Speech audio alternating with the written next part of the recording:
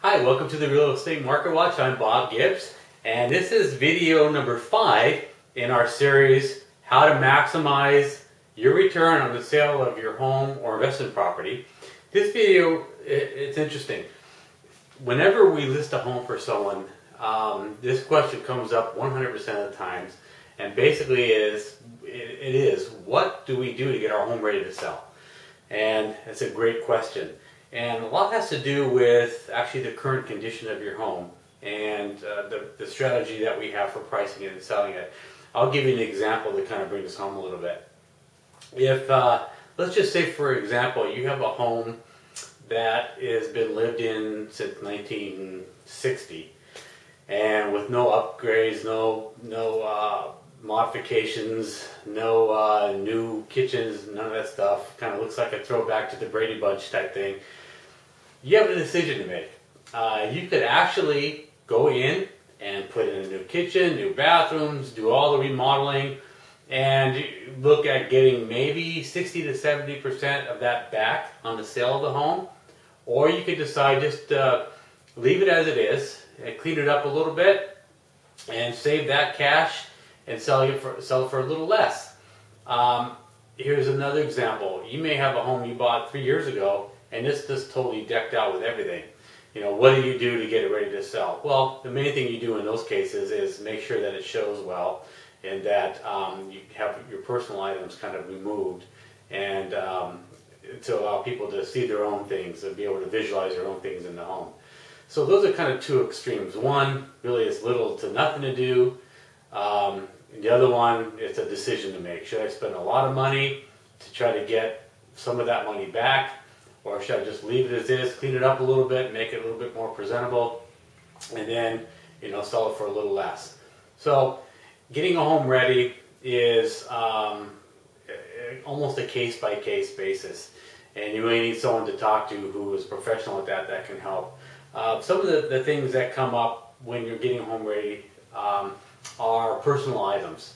And one thing I'll say, and this is kind of can apply to any home that's on the market, you want to minimize the amount of personal items that you're displaying and keep it down to very low roar, if you will.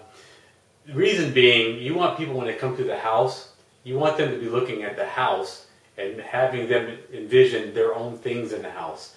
What you don't want them to do is look at pictures of the family and the kids, and you know, some of that is okay, but only a small amount of it, because it detracts from your home.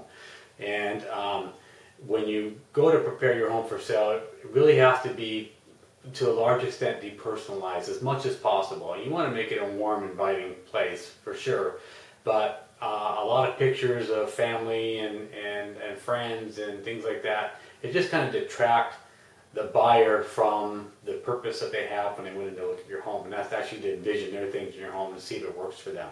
So, you know, minimizing the amount of personal items you leave around the house is paramount. Staging has its place. Not every home is going to be, their marketability isn't going to be approved by staging.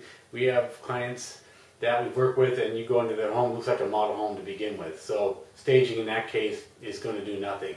As I mentioned in the first example, a home that you know, is very outdated and no upgrades, you know, staging it, sure, you can do some small things to kind of demonstrate to the buyers how certain rooms and spaces can be used, but I wouldn't spend a lot of money on it.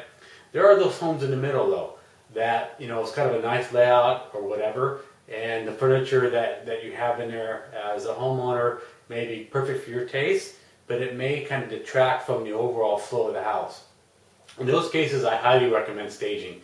A good stager will come in there and they'll either use your own furniture, or they will as much as possible, but in a lot of cases they may ask that you go rent some smaller pieces or some other types of pieces, and the intent of that is to really make your home stand out and show all the benefits of your home. Make the rooms look bigger, make the rooms that you have define their use so that people can see how to use and how to set up the certain homes based on their taste. So staging, it has its place, and it can be very important in some situations.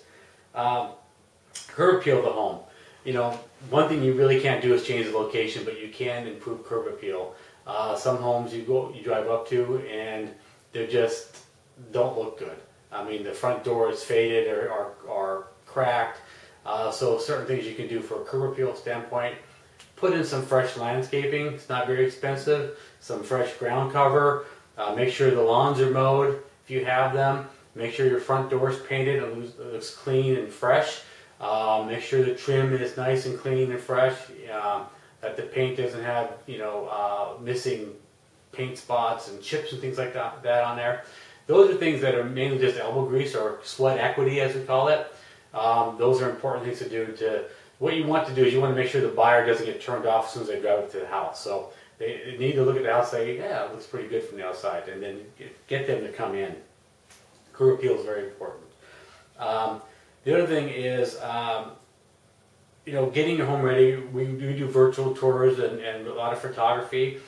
I recommend getting whatever you're going to do to the house, whether it's staging, moving furniture around, getting the curb appeal issues settled, the backyard issues settled.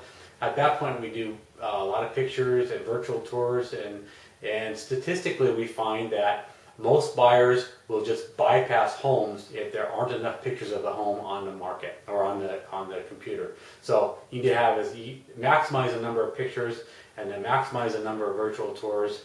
And when you do your virtual tours and pictures, make sure your home is in as good a condition as you can get it prior to the pictures being taken. And then ongoing cleanliness. You are marketing a home now, so you have to kind of detach yourself emotionally for the way you lived. Sometimes it can be a little difficult when you have children, but when people see the home, what they don't want to see is piles of laundry in the laundry room and unmade beds and dishes stacked up in the sink, things like that. So, you know, just pretend that you're going to a model home, and what would you expect to see there?